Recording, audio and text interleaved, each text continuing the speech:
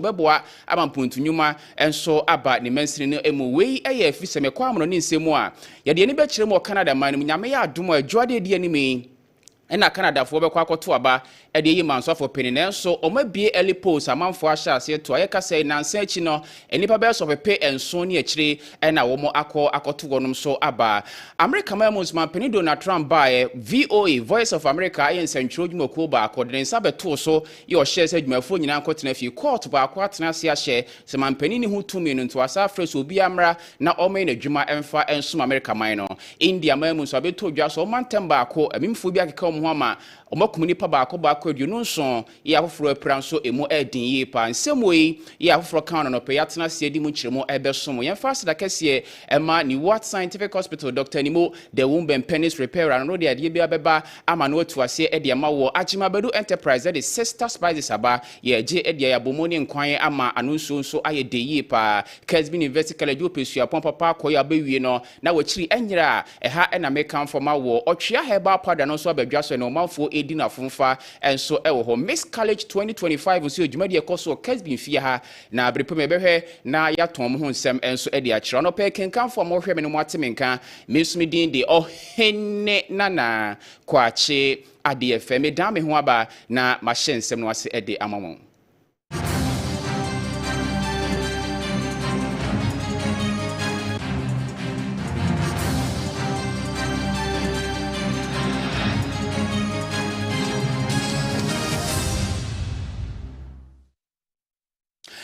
Afei yeshe ensem no ase ede amamon yeshe ase ede free mampani His Excellency John Dramani Mahama so na enra Jumadie enhyemu kese akoso e wo Ghana hanom abibire matoye nkabom ko Economic Community of West African States ECOWAS amanto baako edunum ye o makom ho abom no munyina bebo ma no e wo Ghana ha ene se omuti ko enfinhia baako aduonum eni 50 years nti ho afahye no e na Ghana agisi yan kokoso a mampani His Excellency John Dramani Mahama so eda ano e wo ha na mampani nya akonya ene omunuanom panifo no e kasae na ho no de akoto dwa se enche kra be semfie mienu e de kokakra ni e na amantoa miensa Burkina Faso Mali ena Niger omaso jafo kutu aban gu ya enya no nko omasa tom ho de free ECOWAS ekuo ni mu ene omankasa to omo conference Alliance of Sahel States na saadie ECOWAS mpanifo kan ya se nkomo mpene ema amantoa miensa ento ho nenso na omasinkete so ombeto omo ho anam so ama ye kase no womo enka ECOWAS ekuo no ho nenso nhyiamu yase no mampani to ne sade frɛ sa ekuo na sa amantoa miensa so momra na omo so enfo wonim nyam meta adwumadi no so akiribie na mampani nya akwanya okasa no de to dwa se ewom se mpanifo akasa obagya ne na to osre so ye pepa ye ntwa ntontwene ne sa asuntu osre ebiman ankabom ko ECOWAS for se ni amanto amiensa ye no ewo se ekoso no mo kasa ne ye hwese betima sa agi omo abeka ko no se de be yenkoba se be yi omo pa hwi ne agya omo so baako e de amawonum. Excellencies, ladies and gentlemen, today our region is faced with a complex array of threats: violent extremism, growing insecurity in the Sahel, political instability, economic disparities, and climate vulnerabilities. In moments like these, diplomacy and solidarity must remain our first and strongest line of defense. The recent decision by Mali, Burkina Faso, and Niger to withdraw from ECOWAS is a regrettable development. Yet, even in this, continuous engagement must remain our lodestar. We must respond not with isolation or recrimination, but with understanding, dialogue, and a willingness to listen and to engage. Since assuming office as president,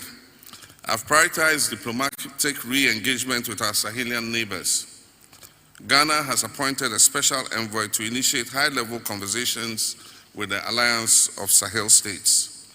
I've personally led missions to foster trust, rebuild communication channels, and affirm our shared aspirations. These efforts reflect our belief that we have a shared destiny as a sub-region, and that unity, however difficult, remains the best path to shared prosperity and regional stability. Excellencies, ladies and gentlemen, today our Penny Kaseɛ no ena penny payo no ena ECOWAS no da no His Excellency Omar Aliu Touray enso sorry no de to bia sɛ oboma penny abaso yi pa sɛ amanto amenso mato mo hui mampeni efrenhia mu yi wanyi wo mo pahwi na wato ne nsade afrom no mo so bekoso ane o mo mpanifo akasa sɛ saa amanto amensa Burkina Faso Mali ene Nigeria mprempren sojafo ne di so no o makoso ane asojafo mpanifo akasa so mbeti atum no masa beka ECOWAS no ane kobase bi o mo hia mo bia ekuo no so anyi wonom ama. This, we must continue to address the infrastructure and energy deficit as well as non-tariff barriers. But most significantly, we must address supply-side constraints by raising productivity in our communities and in our economies. To raise productivity, we must be able to attract investment both from within and from outside the region. Our market of 400 million people is a potential magnet to investors. This, once again, underlines the importance of regional integration, as few meaningful investors are attracted by the small size of our individual domestic markets. We must also invest in peace and security. The terrorist menace that constitute a key driver of insecurity in the region knows no borders. This makes security collaboration within the region imperative. In this regard, I would like to salute efforts being deployed by His Excellency President Mahama, President Faure Gnassingbé, President Bassirou Diomaye Faye, and indeed the chair of ECOWAS Authority of Heads of State and Government, His Excellency Bola Ahmed Tinubu, aimed at bringing about reconciliation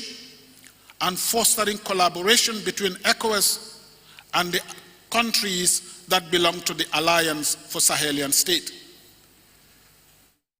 Yediani chiremu ewo Osono Kokroko New Patriotic Party amanyoko no asoye na pani ono na boadoma no ede ema amanyoko no ede kokobon sem sonko de amagana mampani His Excellency John Dramani Mahama se kwani ofaso na abandadane mu nipa ene asomfo wahya ase de aprosifo ene BNI fo mpanifo tata wonom no enya de a NPP amanyoko no bepene so ne no masanso apene so echina efiri se aban ndisi amanyoko no ehye omamamu ase no ene obetie BNI fo aboru furi fie ya borra and adesin fie ya borra we fie sa niema na ekoso no ena mpanifo hunu se ekame ya se mampani eniema hodo ehia Ghana ha ye pa ya obi ehwe ni se obetusu sa eye galamse a omanfo de sikape ene ani brebo ne se yensa ase no ena obi ehwe ni se obetusu sa na abandada ne mu nipa omonye ehwe no eno na mampani etu ne de esi omoso de a eno nya de ombepene so ne asanso apene so kira Owura Salim Mustafa ene boadoma no edema NPP amyuko no ne nsem no nkiremu no bi eni.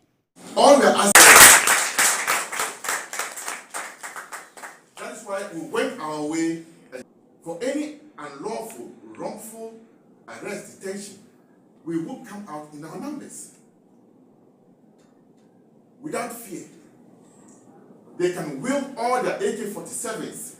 AR-15s, G3s, SMGs, RPGs, whatever you have, will come with our masks and the strength of our hearts and face you. All we are asking is, do right to all manner of persons as sworn in the oath of office by His Excellency the President. But where we are subjected as second-class citizens,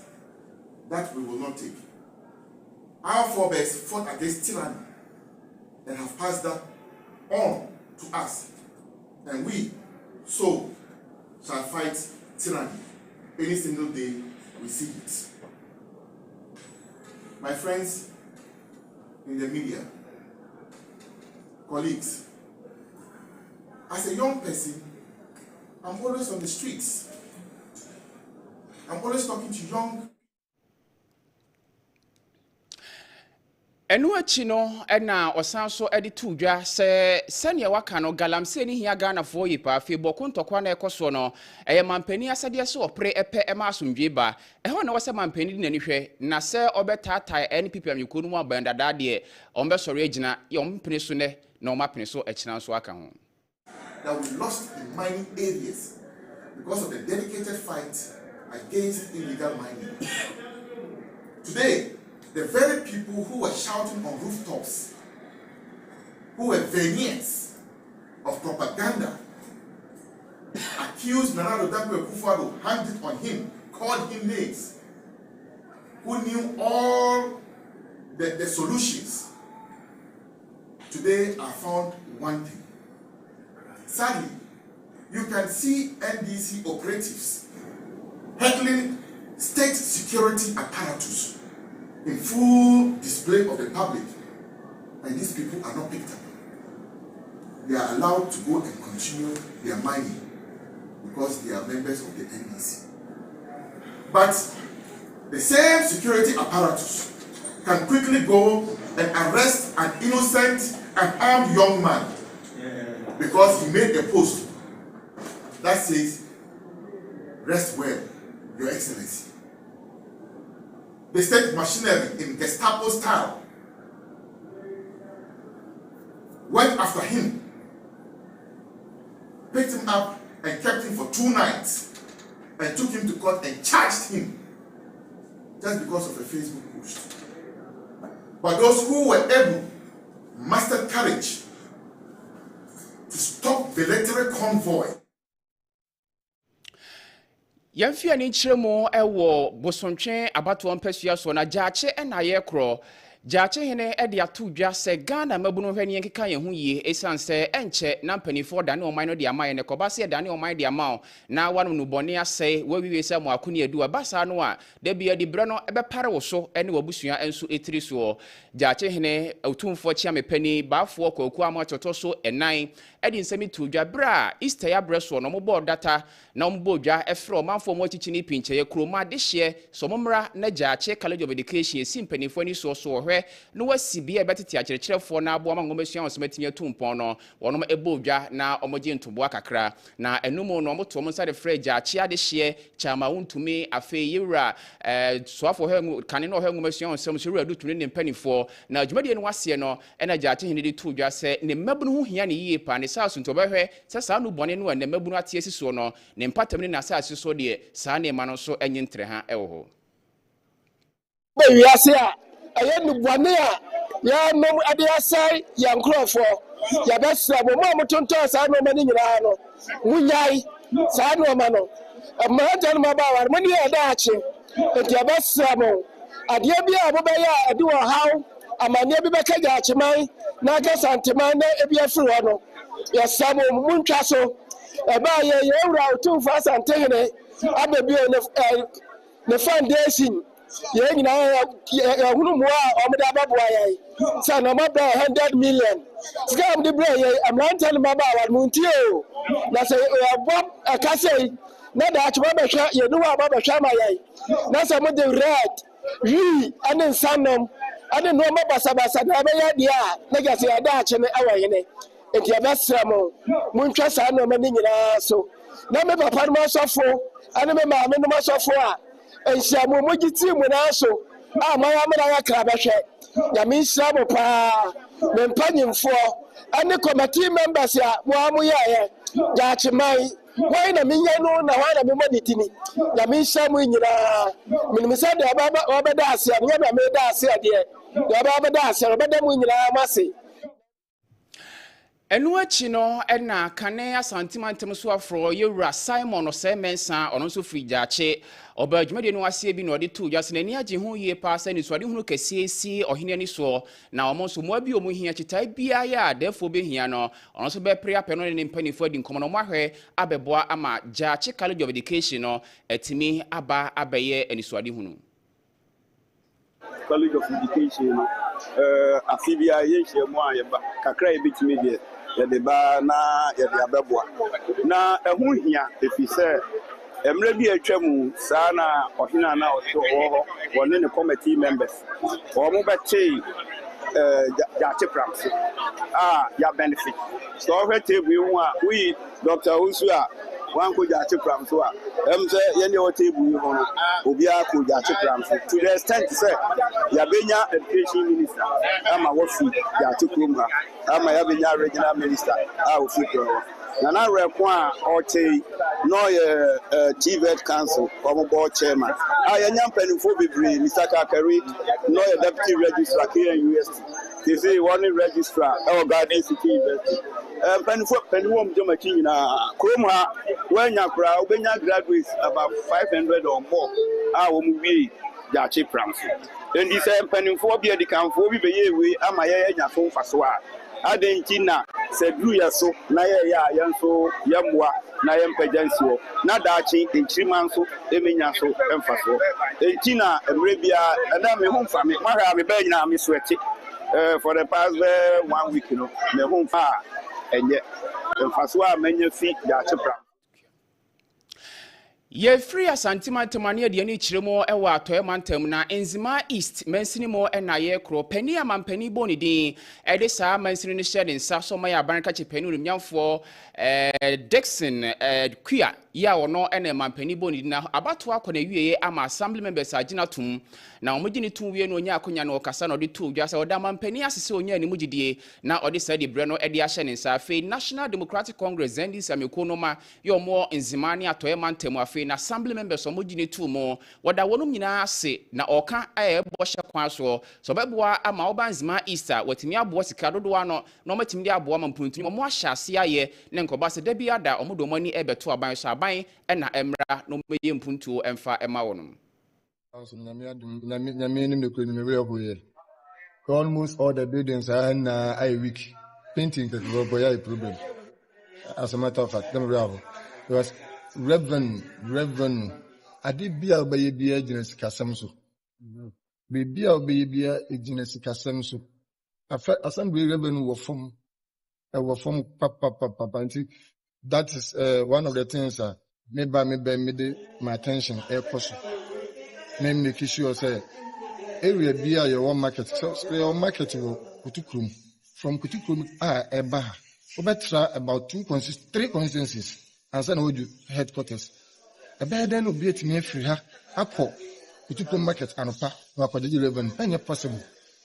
And immediately, me buy a minute coordinator and paying for Kabia, Ebeshia, na Yasha, and make sure say at least a bit many be a zona can see you or Honoma. Bet me assure that area no. Na the apostle will be no.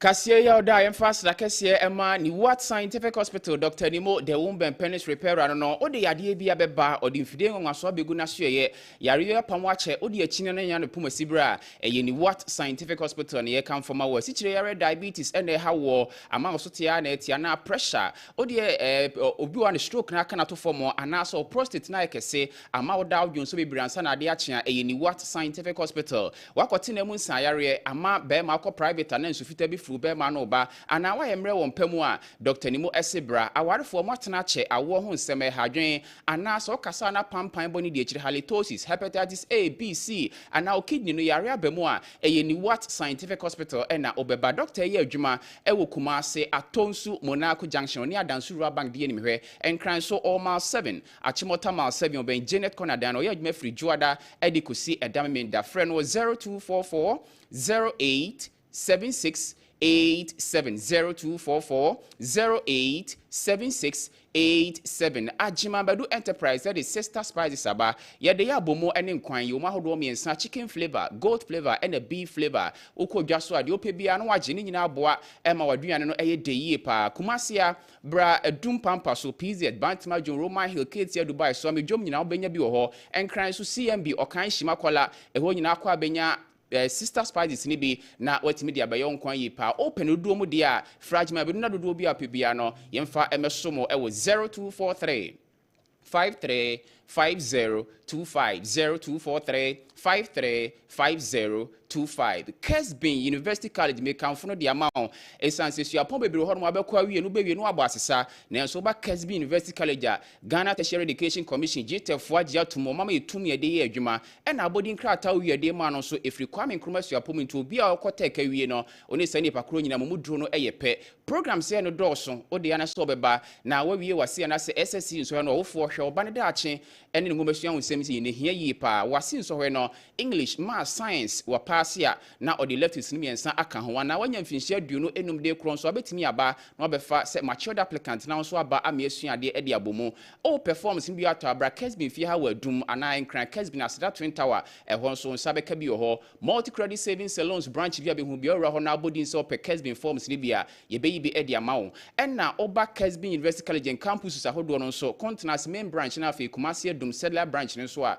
onsabeka bi wa ha ginambe na friend penifo na yentu akomodie no so 0501 6373 83 0501 6373 83 Divine Opeba Center for omonde de ochia herbal powder na ediaba wate ho nsem dada eye adwuma de ohia yensu hye obu ono ma waposo da sora no pe eye oya wakote na mu nsayare ana usisi ujonku ene ye oya obu onso na pressure na ha wo ana so ba wonsabu no sisi so ba na yawo na mu a eye ochia herbal powder ni bi ena ohia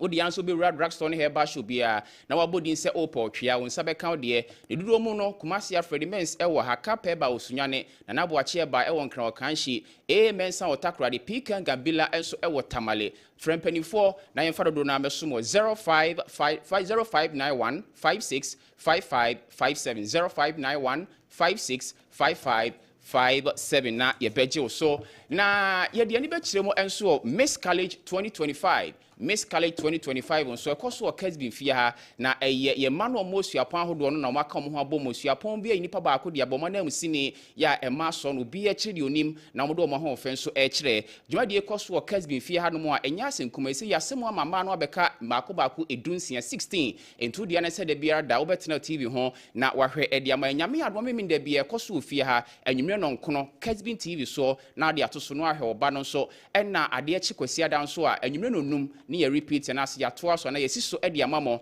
na mosoma hede ekoso ene mayo no aka no enya asenkumo bia kire ne bobre ya ode ya na se obeto abade ama nipa no na wadi nkunim short code no eye *920 *992 hash *920 992 hash na ema no wonso so waboa amane ma konkan aboafo eta adwumadi akire dɔs brepam ne behwe na yakon ho asɛm ede akire dan ho aba na amono ne nsɛm ensa aka no so yede atoa mo so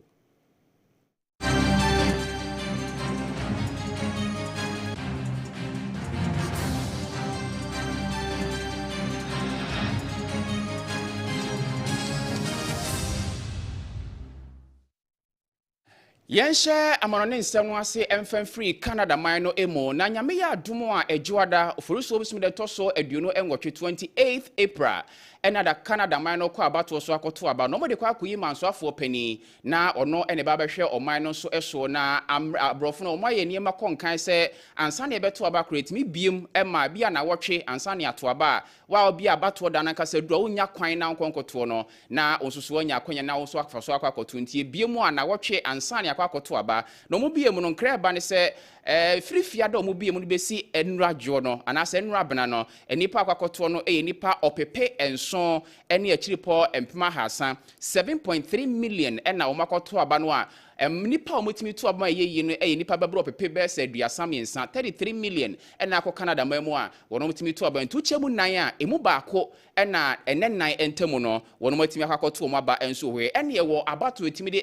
fa post office na de ye de bro wo fie eno so mo so omde ma akwanya mo ma akwan ma dodo na de komo mo fie no eno so nipa bese empema hanso ne aduowotwe 780,000 eno mo so de aba no fa post ana se mail me de koma wono mo a omo so ato awi o san dan de abrem panifo se nyame ya adomo a ejuada nkasa duru no moto aba no nkasa wi a omo hese no betimi atoto niema na de wadi nkunu de wadi ntwo no wonom atimi ede abre wonom so ewo ho enche kra na Canada man so for pani Yura Justin Trudeau ede na konya no to ho no de to ho no nipo aba be fa dwa no Yura Mark Carney nanso makani fa adwa no na wahye se yensan koto aba na so na ebedi nkunu na ebedi ntwo na de obeba no wono nso aba mprempren nipa abato no gina mo ntempa mo gina mo nyina eye nipa enum